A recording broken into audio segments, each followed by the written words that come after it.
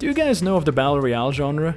Yeah, that tiny indie developer genre that barely makes any money whatsoever, and therefore it's really difficult to find companies that actually care enough to make a game within it?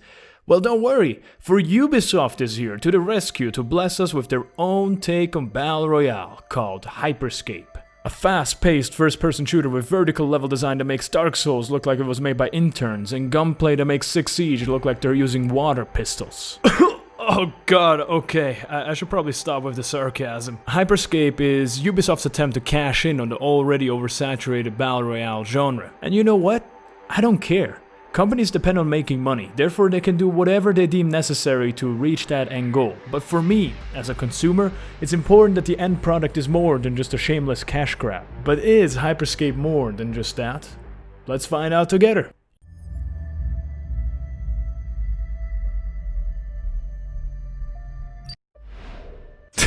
There's no exit button. You probably know the basic rules of Battle Royale, right? Drop on a map, get gear, and survive the ever-decreasing living space. Hyperscape has the same rule set, with the difference that the map isn't being decreased by a circle, but by sections of it falling apart. A nice little twist. Besides that, there are a few other differences to make this game stand out from the crowd of Battle Royale games, such as the mobility aspect. You're able to slide, double jump, and vault. This gives you an unbelievable amount of freedom when traversing the map, one of the most enjoyable features that could have been put in a Battle Royale. Then there is the ability system they call hacks. You can have 2 of them at once, and the mobility-based ones are incredibly fun to use. Last are the weapons, which I'll talk about later as I have a lot to say. Let's get to the game. When dropped into the map, you do the typical things of trying to find weapons, ammo, and hacks. Any kind of duplicates can actually be used to upgrade your current gear, unlike in other Battle Royales in which you're constantly replacing it. Again, a neat quality of life feature that I highly appreciate. The map itself has a lot of verticality built into it, encouraged through the previously mentioned mobility system and jump pads that are placed everywhere. Jumping from building to building, feeling the speed, is hands down the best aspect of this game, and while I would love to see something like wall running and wall jumping eventually being added, this is a pretty solid start, and beats out the competition. However, that's kind of everything positive I can say about this game. Warning, I'm about to criticize Hyperscape a lot.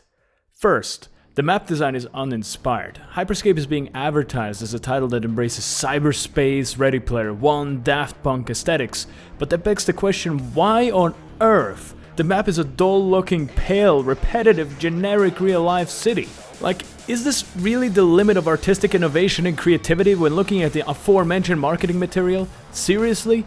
Ubisoft, please get back to the drawing board and actually put in some effort.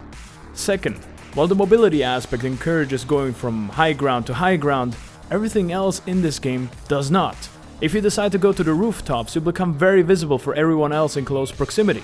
This is further worsened by the characters leaving behind glowing trails while they're moving around at high speeds. Initially, I was happily embracing this beautiful Mirror's Edge nostalgia, but as time passed and I played more matches, I increasingly found myself hiding inside buildings as they offer the best chance to survive. The last problem I personally have with Hyperscape is by far the most glaring one: the combat. For that we need to talk about the guns. They are bland recreations of real-life weapons. Generic revolver, generic shotgun, generic minigun. There is a plasma ball launcher that adds a bit of flavor to the selection. I don't really have an issue with the design. There's nothing wrong with being inspired by the basics, especially if they're just there to serve as testing bench. The problem is this right here.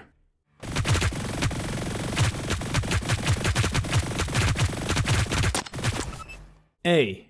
Very high time to kill. Players can take a lot of shots before they die. This creates awkward scenarios where damage can literally be out-healed in the middle of combat, as well as players easily being able to run away from encounters. B. No recoil, high precision. Recoil adds a lot of feeling to a gun. If I'm using a minigun, I should feel like I'm wielding a heavy-to-control rapid-fire lawnmower. The lack of recoil and minor spray encourages people to fire from high distances, which in combination with C, hit scan, is a massive problem.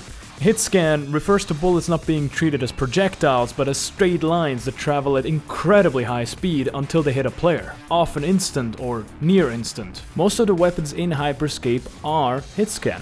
The issue with hitscan is that, again, it encourages long-distance combat. Games like Rainbow Six Siege and Counter-Strike also use hitscan, but they apply a lot of recoil to their weapons and design very narrow levels to force close-range encounters. Hyperscape, on the other hand, does neither. So how does problem A, B, and C combined look like in the game, you might be asking?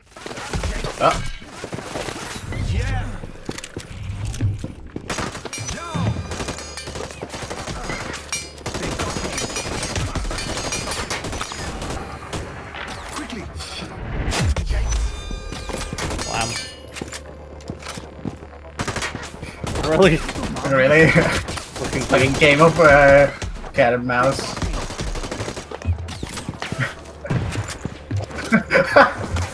What the fuck? Oh, that's so dumb.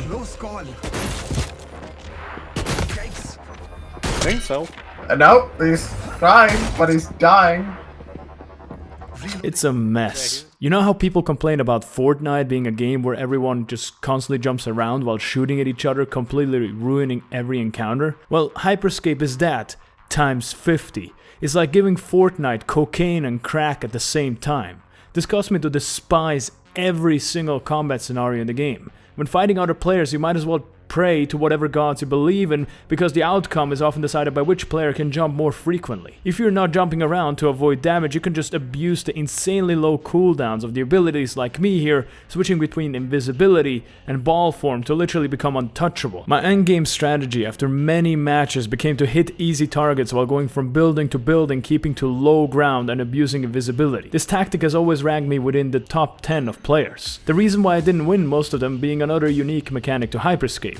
The crown. The crown is an item that spawns within the last district of the game, once most of the players are eliminated. The objective is to take the crown and keep it for about a minute.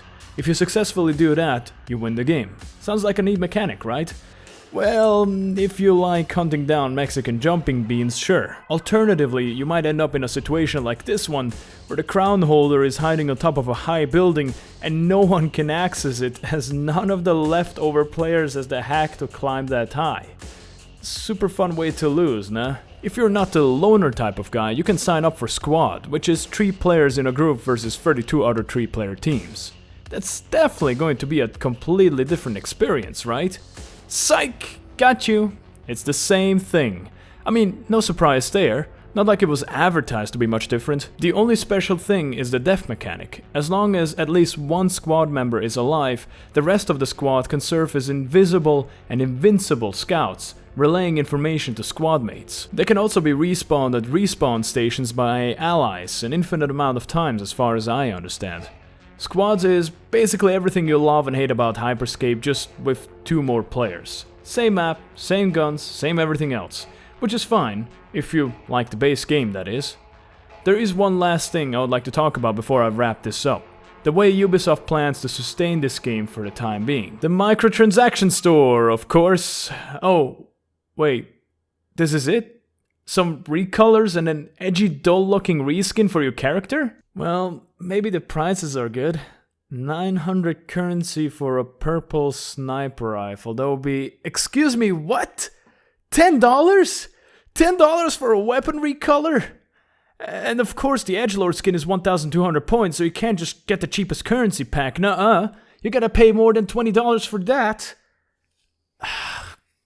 I'll be the last guy that complains about microtransactions in free-to-play games, but for the same price I can buy a weapon recolor and a barely noticeable skin in Hyperscape. I could buy 2 high-tier skins in Smite that come with their own custom voices and effects. Or you know, I could go and buy myself a way better video game. If you're going to sell me very expensive microtransactions, then at the very least, make them high quality. However, the good news is that you don't need any of them. The game is fully accessible even without purchasing cosmetics. Still, doesn't mean that Ubisoft gets a free pass to become lazier. If you want to compete against the cosmetics of something like Fortnite, then you have to put in much more effort than that. So, you have been bashing the game quite a lot now. Besides the mobility aspect, is there any other reason for me to even try this game? You might be asking. Well, I can give you 2 good reasons. It's only 8GB in size and free to play. So if your bandwidth isn't complete crap and you don't mind spending a bit of time to try it out, I'll definitely recommend it. I personally can't get into the game. I find certain aspects of it enjoyable, but not enough for me to justify spending more time than I already have. Yet, if I look at YouTube and check out other reviewers, I can see that a lot of them are genuinely having a good time, which means that I could actually be a minority. Point is, try it. There is no harm in it, especially since you're likely stuck in home office anyway. In conclusion, as it stands now, I don't see any kind of potential of Hyperscape becoming a big Battle Royale title like the other ones on the market. It feels too rough around the edges, too generic, too bland. It needs a complete aesthetic, map design and gunplay rework. I'll stay hopeful for its future, even if it is in the hands of one of the least trustworthy game companies out there. After all, Ubisoft has proven that they can do it with Six Siege. Now they just have to prove it again.